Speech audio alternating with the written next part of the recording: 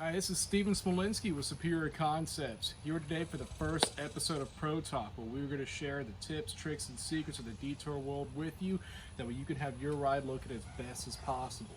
So today, for our very first episode, we're starting from the very basics, how to wash your car. I know a lot of people say, hey, I know how to wash my car, but 99% of my people don't do it the correct way. Right off the bat, you're gonna need 2 buckets to do your car wash the right way. If you've only been using one, you've been doing it wrong. Step 1: always be sure to rinse your buckets out before and after. It doesn't matter how thorough you think you rinse it out. You want to do it again right before you wash, because we're still getting soaks and everything out. You got to be sure you have the cleanest water. All right, so the reason why you want to use 2 buckets when you're washing your car, you want to have one bucket where you're going to be rinsing off all of your sponges to be sure that all the dirt gets put into one bucket, and the other bucket is going to where all your soap's at. So you're going to dip your equipment into the soap, and then once you wash your car, you're going to come in, dip it in the rinse bucket, and rinse off all the dirt. Everything stays separate, so you want to be sure that your rinse bucket has some type of marking on there, so you don't mix your clean soap with your rinse bucket.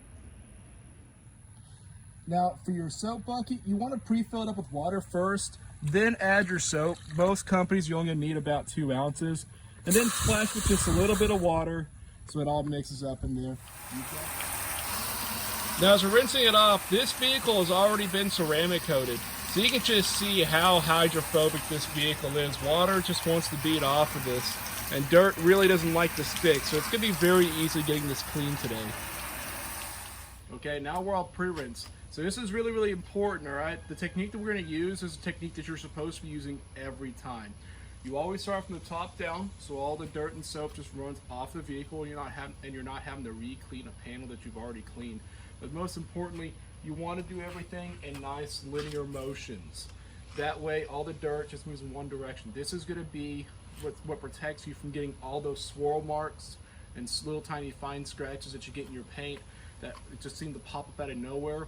It didn't come out of nowhere. It came out of bad washing technique, which is why we're trying to show you, which is what we're making this video for today.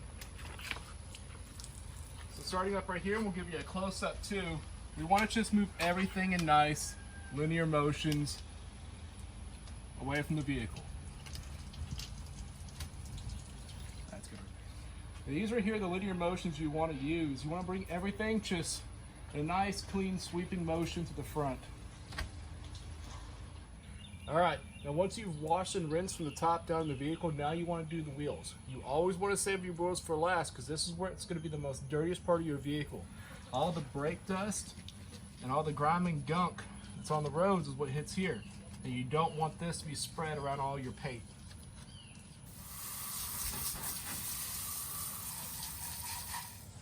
Now for drying, you want to dry your vehicle in the same manner.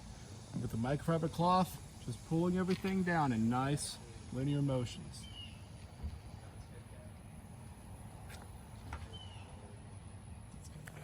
All right, folks, so in summary of what we're talking about today, you want to be sure when you're washing your car, use 2 buckets, okay? Have your rinse bucket and your wash bucket.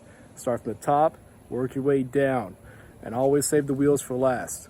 This beauty's all done. It's perfect. No marks, no blemishes. That's how we want it every time. So guys, I hope you enjoyed this episode of Pro Talk. Please be sure to like, share, and subscribe, and we'll catch you next time.